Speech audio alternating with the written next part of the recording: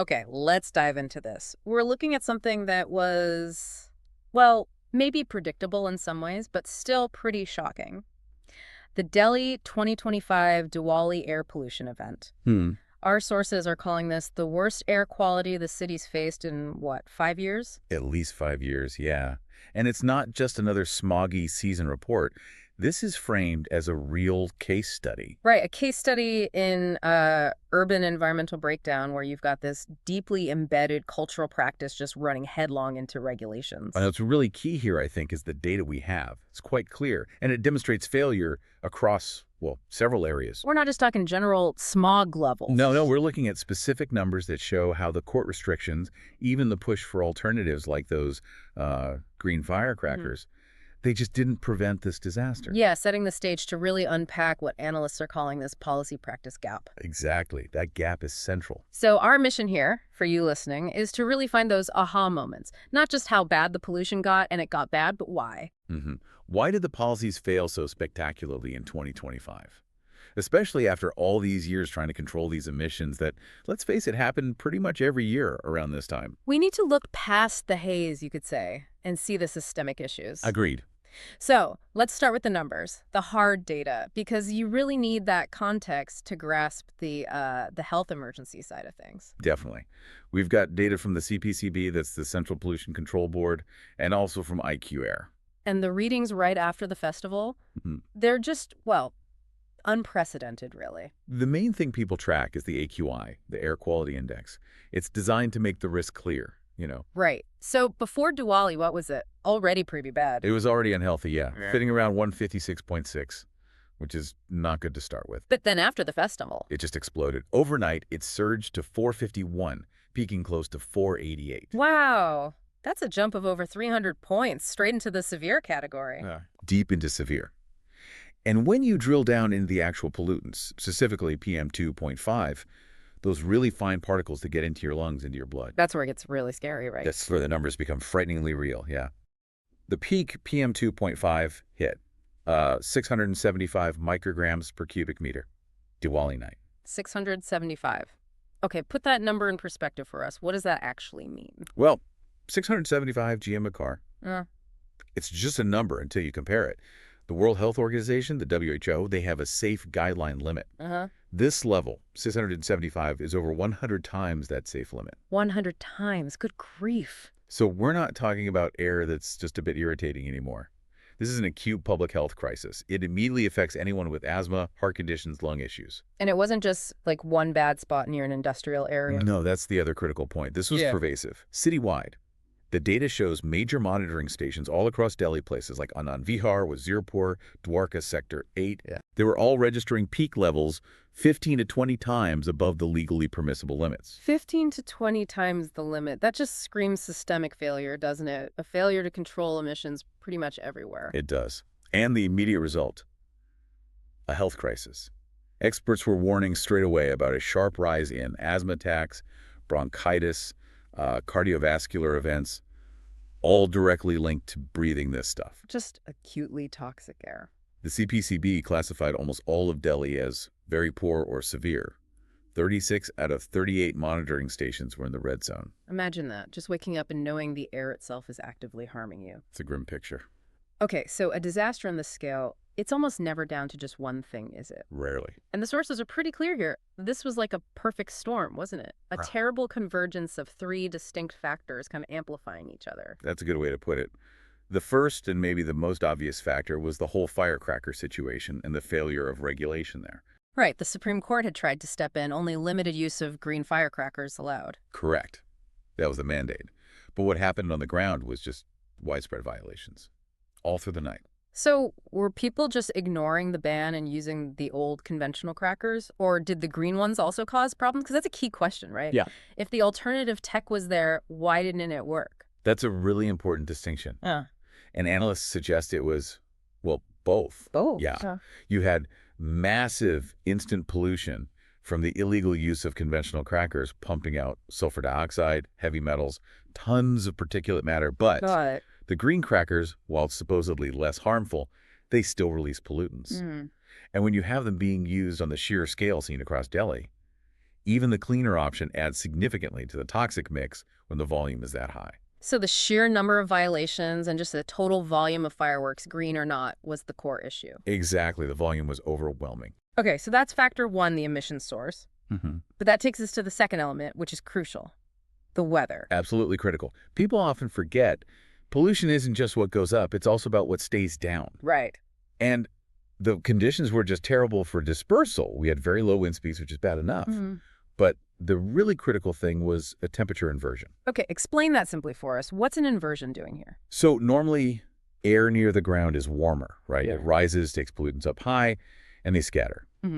But during an inversion, you get this layer of warmer air settling above the cooler air near the ground. It acts like a giant invisible lid. Ah, so it traps everything down low, bottles the city up. Precisely. It traps all that pollutant-filled cooler air right where people are breathing. Smog formation goes into overdrive. So it almost doesn't matter how clean the source is at that point. Yeah. If the air physically can't move out, you're stuck breathing whatever is there. Exactly right. That trapping mechanism just intensified everything, made sure those firecracker emissions, plus all the other usual city pollution sources, just lingered. Okay.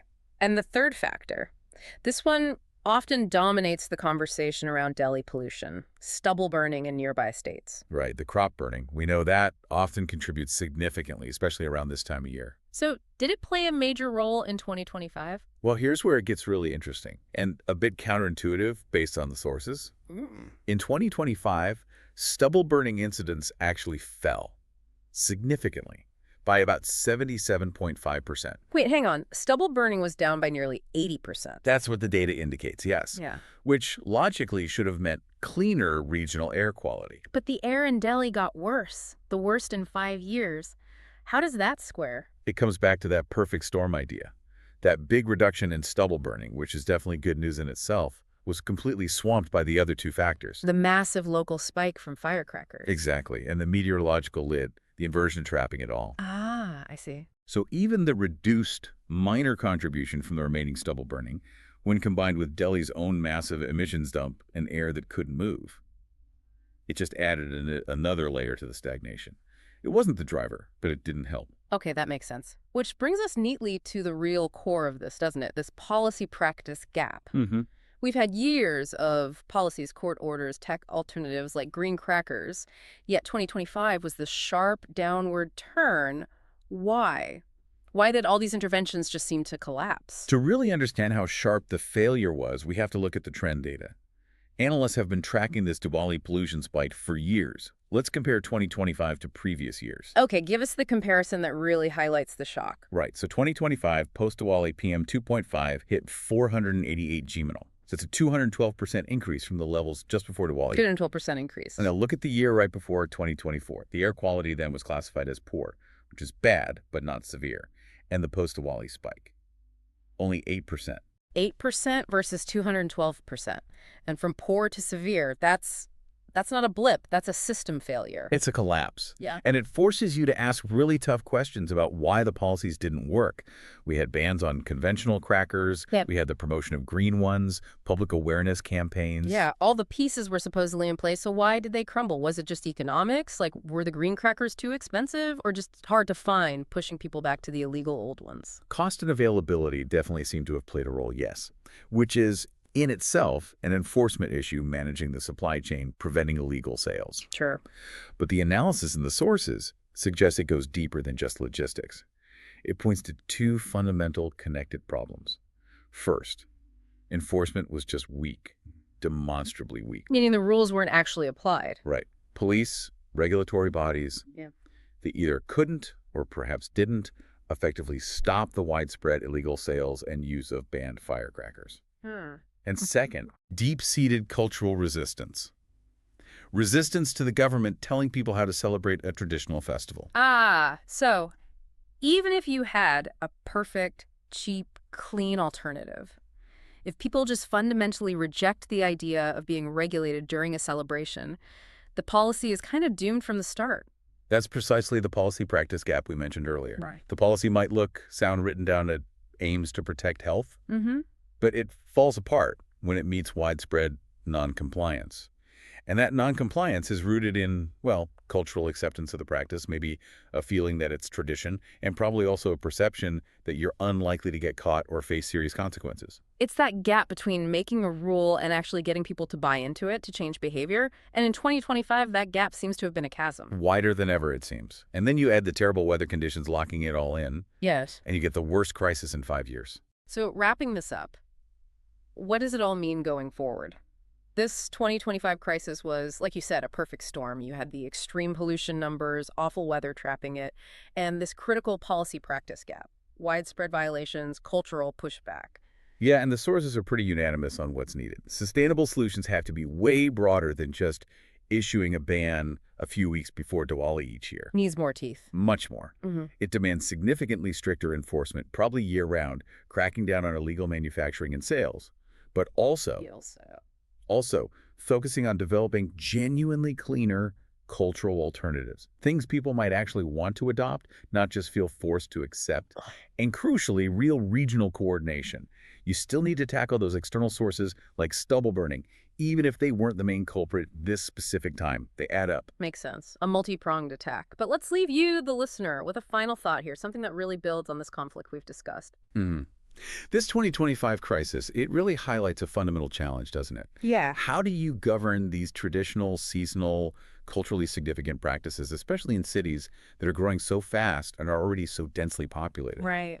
So if the legal bans aren't really enforced effectively, and if the tech alternatives, like green crackers, can't overcome that weak enforcement and the cultural resistance at the same time, what else is there? What other levers can policymakers pull to actually protect public health when the direct approach fails? Maybe the answer isn't just about better bans or slightly better technology. Maybe it's about something deeper, finding ways to shift the cultural narrative itself towards shared responsibility, community health, redefining what a celebration looks like in a modern, polluted city. That's the tough question.